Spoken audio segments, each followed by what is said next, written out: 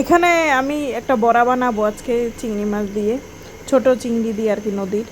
তো সাদা যে চিংড়িটা আর কি।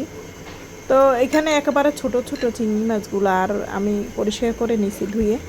তো ব্লেন্ডার দিয়ে একেবারে আমি এখানে মিহিন করে নেব। মুসুরির ডাল আর এই চিংড়ি দিয়ে আর কি বড়া করব। তো এখানে আমি যাই হোক মুসুরি ডালটাও আদা বাটা আর কি করে নিচ্ছি, ভিজে বেটে নিছি।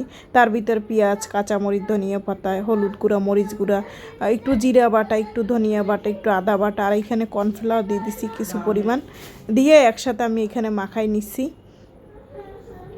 আর এখন ভাজে নেব আমি। এটা খুব সুন্দর করে মচমচে করে আমি ভাজে নেব, যাতে খেতে ভালো লাগে।